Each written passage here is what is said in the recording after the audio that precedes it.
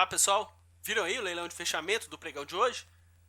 Acrescentaram aí 260 milhões no nosso mercado à vista. O interessante é que esse acréscimo no mercado à vista, ele teve uma contrapartida no Ibovespa futuro. A gente saiu de 54 para 78.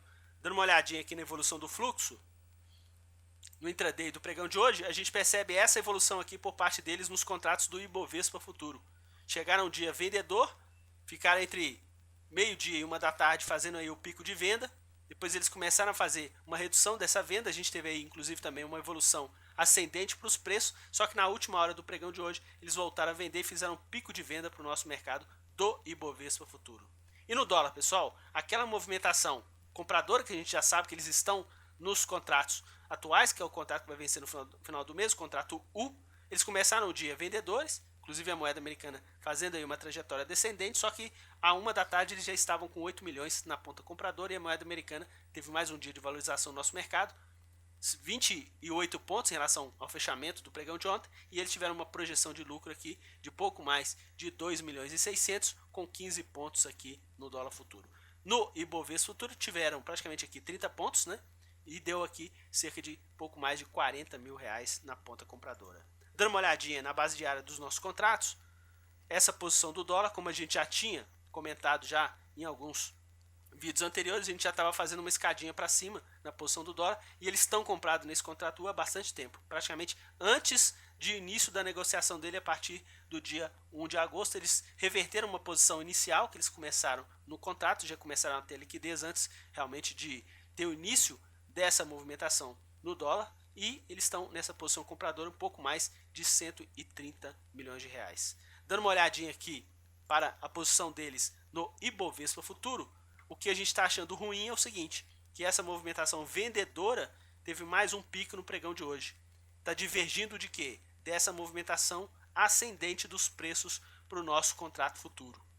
Por que a gente tem esse receio? Se você comentar, poxa, mas você divulgou aí um vídeo que movimentou o leilão de fechamento, uma ponta compradora deles de 260 milhões. Concordo. Só que essa ponta compradora no nosso mercado à vista, pessoal, não tem prazo de validade. Então vai ser muito importante a gente observar o fluxo deles no pregão de amanhã. Por quê? Porque essa ponta compradora aqui pode ser para daqui um mês, para daqui um ano, daqui 10 anos, daqui 20 anos, pode ser grandes fundos, grandes investidores, que está realmente atraindo o nosso mercado. Isso é importante, a gente fica satisfeito com esse tipo de atração desse tipo de investidor que seja mais consistente no mercado. Só que o que a gente analisa aqui também é a movimentação de curto prazo. Essa movimentação de curto prazo do índice futuro, ela vai terminar quando? No dia 13 do mês de outubro. Se eles tiverem 200 milhões negativos, 200 milhões positivos, não importa. Quando chegar no dia 13 de outubro, isso tudo vira pó. É creditado ou debitado na conta do investidor que tiver nas posições e a custódia simplesmente acaba. No caso do mercado à vista, não. Pode ser uma posição de curto, médio ou longo prazo. Vamos ficar atento em relação a essas posições vendedoras por parte deles ainda nesse contrato, justamente porque eles estão com essa posição compradora no dólar. Eles estão inversamente proporcionais, como manda o figurino em relação à movimentação dos preços. Olhando lá os nossos ativos, a gente percebeu que eles estavam atuando como carro-chefe de compra no nosso giro. A gente fez um pouco mais tarde, 1h30 no pregão de hoje. Eram as ações ordinárias de Petrobras, e eles também pegaram no leilão de fechamento, como vocês viram, a ação preferencial. Na ponta vendedora, eles estavam com as ações de Itaúsa como carro-chefe de vendas. Eles diminuíram essas posições vendedoras no ativo até o final do pregão, e o ativo que estava caindo um pouco mais de 1,20 no nosso giro terminou com uma alta aí de quase 0,5% do nosso mercado. Como projeção de variação média nos ativos que eles atuaram na ponta compradora, 0,12 de queda, perderam dinheiro. Na ponta vendedora, 1,01 de alta, então eles ganharam dinheiro. Como essa valorização foi um pouco maior, mesmo com o volume menor, eles tiveram uma projeção aí de lucro de cerca de 250 mil no nosso mercado à vista. Se a gente somar aqui com o nosso mercado futuro, dá praticamente aí 3 milhões, e se a gente diminuir também por essa projeção aqui no mercado de opções, vai dar aí cerca de 2 milhões e 800 por parte deles no nosso mercado. Lembrando que isso, pessoal, eles não fazem só operações intradiárias, eles também fazem operações de prazo maior.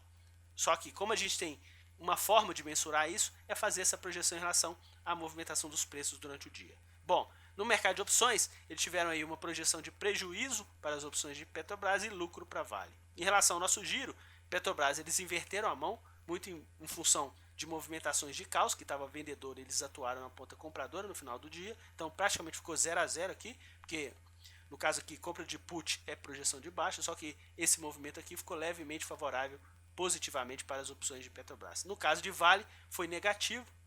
Por quê? Porque eles já estavam atuando na ponta vendedora de caos no nosso giro, incrementaram essa ponta vendedora de caos e incrementaram também a ponta vendedora de put, ficou praticamente no mesmo patamar, só que se a gente verificar aqui, a gente tem uma projeção de cerca de 500, 600 mil de projeção de queda para as opções de Vale. Dando uma olhadinha lá no nosso quadro, a gente consegue perceber que nas opções de Petrobras, as opções que eles compraram perderam dinheiro, 3,95.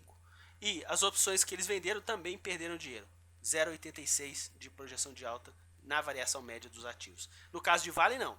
Nas duas pontas que eles atuaram, eles conseguiram aí auferir lucros no nosso mercado. Pessoal, vamos ficar bem atento em relação a essa movimentação por parte deles. O que a gente observou de diferente é que no contrato Q eles estavam com uma posição bem compradora no Ibovespa Futuro e a gente conseguiu perceber também uma correspondência no nosso mercado à vista.